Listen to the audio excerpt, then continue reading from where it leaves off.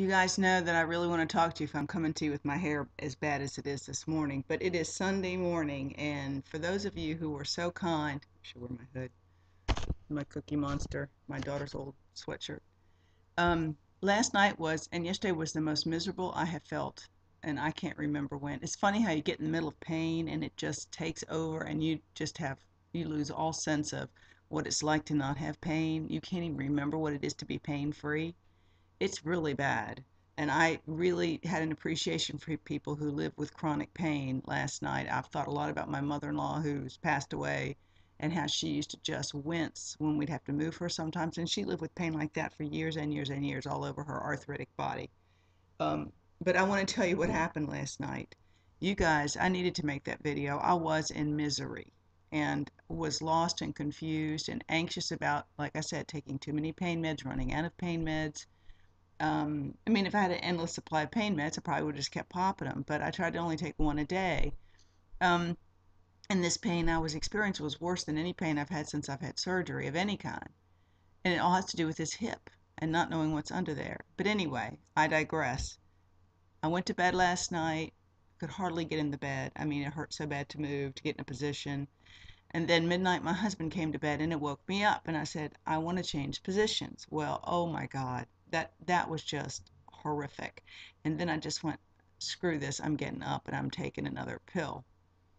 So I went in and took a muscle relaxer, which I had two left from years back. I mean, they aren't strong ones. Um, and I took an ibuprofen.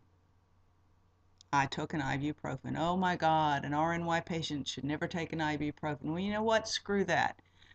You don't see many quasi-vegetarian RNYers either, and that's what I do too. So I don't eat the protein everybody else eats in the form that everybody else eats it. Why should I take the same pills?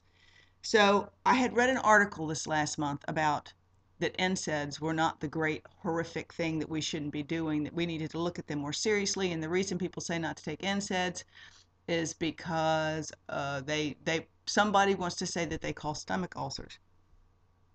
So they never stopped to do a real test on that. That's all, it's all general information. And anyway, so I decided I was taking one freaking little orange ibuprofen, 325 milligrams, I think. I couldn't seem to find that number on it this morning. Well, I'm going to tell you what. I went to sleep and I slept until 7 a.m. I never sleep till 7 a.m. And when I woke up, I thought I was in a dream because I had no pain. No pain, not a fear of moving my body, not any inability to move my body. I was able to get out of the bed, sit up on the edge of the bed without wincing, crying. I felt nothing. I still feel I feel this much of something in my hip area that my body wants to send the signal to me that it is a twinge. Not pain, a twinge, meaning there is something there. That's how much difference the ibuprofen made to me last night. I'm going to tell you what, I would say it was a miracle cure. I want to acknowledge that people prayed for me, and that's one of the reasons I made that video last night in desperation for something to work.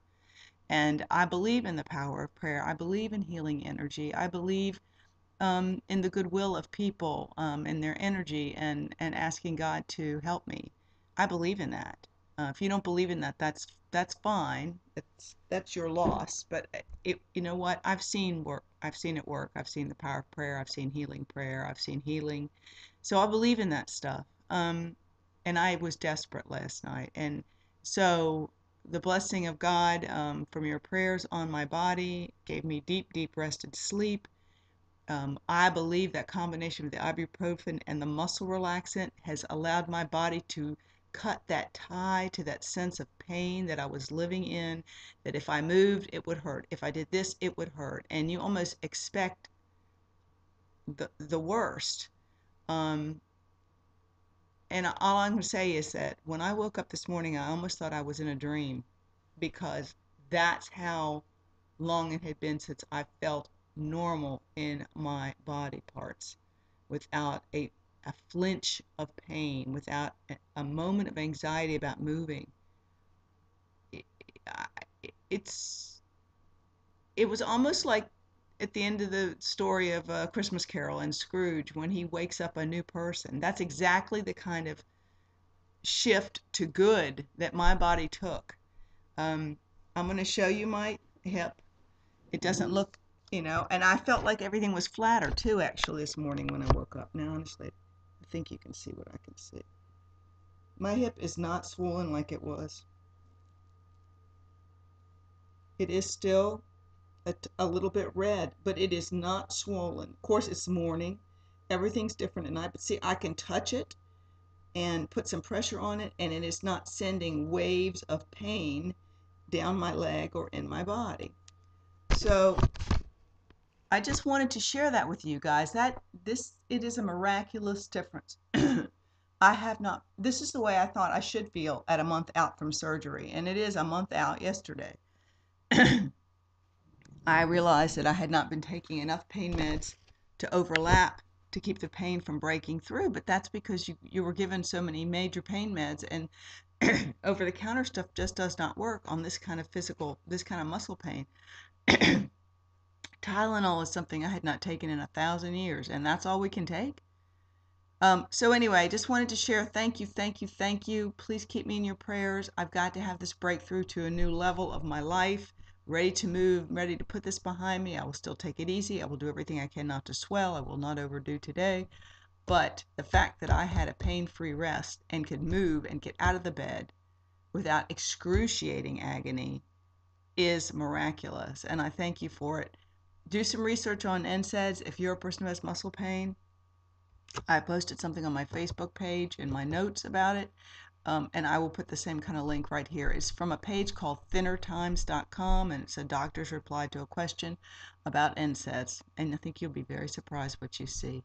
Thank you very much for your support, and I will see you guys soon.